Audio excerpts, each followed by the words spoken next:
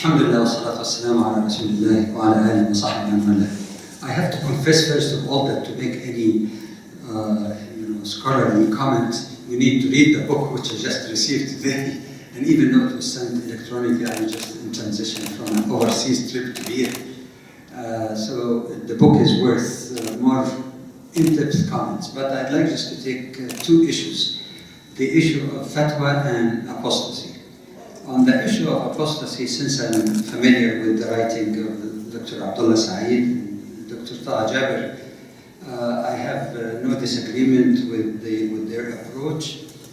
Maybe they might have been, not exaggeration, too much made out of the historical abuse of the so-called apostasy, or even to call it hadd in itself even is debatable. But just to make a point that I don't recollect whether it was mentioned in this book or not, because I didn't have a chance to read, I just was flipping through, is that there is even more clearer hadith that if one looks at it, Quran takes priority, and there is no question that there is no single ayah in the Quran that gives any conclusive verdict of worldly punishment. This is proven over and over, and in my humble paper on that also I responded to those who took some ayat and tried to make ta'wil that is not really relevant, not direct at all, and it can be responded to. But on the issue of hadith, and the reason I'm giving attention to that is that oftentimes because of the existence of some weak hadith or ahadith that has been understood outside of its context. There have been some work, of course, like Asbab al-Wurud al-Hadith, but of course it's not as voluminous as the Asbab al-Nuzul with respect to the Quran. That before dismissing the Hadith or, of course the Quran comes first, by the way, I'm not changing that, fully agree to me position. We have to look carefully at the hadith itself. If we apply, as we apply to the Quran, two things. One is the textual context, one is the historical context. And this observation applies to both apostasy as well as the question of fatwa. An example of this. Instead of make ta'wil of the hadith about apostasy, let's look at the entirety of the hadith that are available in even Bukhari and Muslim. And there is a hadith that has been already narrated in several forms, in which somebody at the time of the Prophet ﷺ, he came to Medina and he made the bay'ah. Bay'ah here is understood to be Muslim. But later on he wants aqilli min bay'at, he wants to get out of it, meaning get out of Islam. The Prophet ﷺ did not agree, but no action was made against him. It was repeated for the second time, in some version for a third time, and then it says the man collected his stuff and went out of Medina. No arrest warrant was made so that the had should apply, because the Prophet should be the first one to apply the rule of Allah. He left it. And his famous statement, of course, is well known. In the Medina expelled its impurity like the fire expelled impurity in the metal. So there was no action.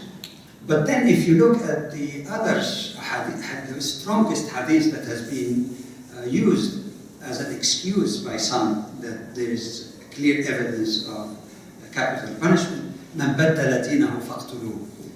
But even in interpreting that hadith, you cannot take it on its face value, because that means if a Jew become a Muslim, kill him, and no scholar even take that. So the issue here in terms of textual context and integration of text in the same subject is that giving this sound and clearer hadith that there is no action if the person does not join apostasy with treason or another crime like the crime of the people of Uqal and Hurayna, some kind of high treason, that the punishment there is for treason, not really for apostasy. It follows then that hadith must be understood also in the light of other hadiths, just like say Quran explain itself. The hadith that's most strongest evidence must be in the light of other hadiths, and that could be understood perhaps to apply to those who changed their religion but joined it also with an act of treason or a crime like murder. So this is just one remark on apostasy, that if he mentioned it, but I didn't notice it anyway, but I think this is one example of integration of text rather than the atomistic approach. Take a hadith, the hadith say that, take an ayah even, and the ayah say that, without taking everything in context. But I'd like to make a couple of comments also on the collectivization of fatwa.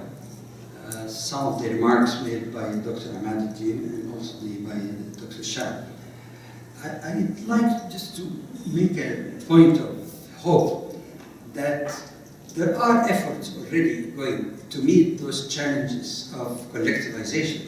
Right here, for example, the Fiqh Council in North America is being engaged in collective fatwa. This is an example.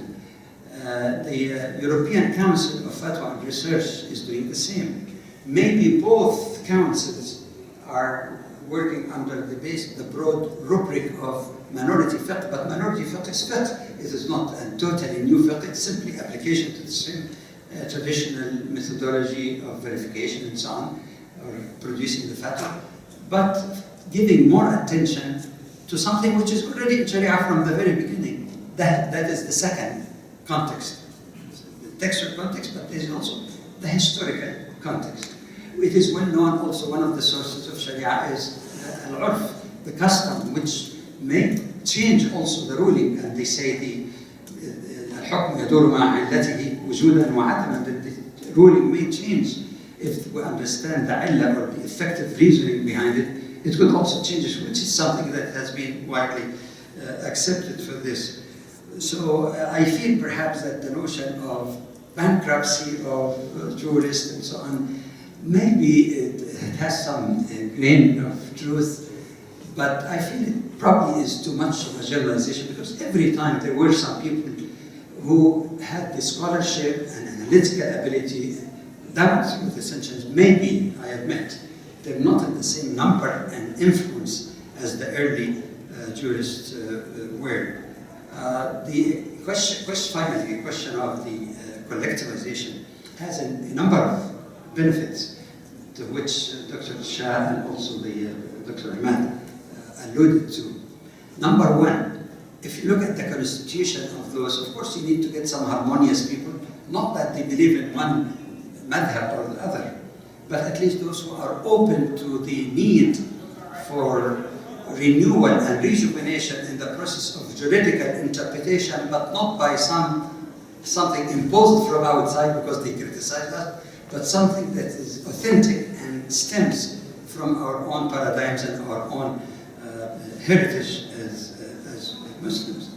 The European Council, in fact, have people even from the Zaydi madhab, not Yazidis, the Zaydis and others. At one point of time, even one of the vice presidents of the International Islamic Association was a Shia himself. So in this way you get views, even if you say it's mostly Sunnis, you get views from various madhab. The discussion itself, open discussion, verify, make people even change their opinion. I've seen that happening. So I think this probably would be a very promising thing if we pursue it, but keeping in mind textual context, historical context.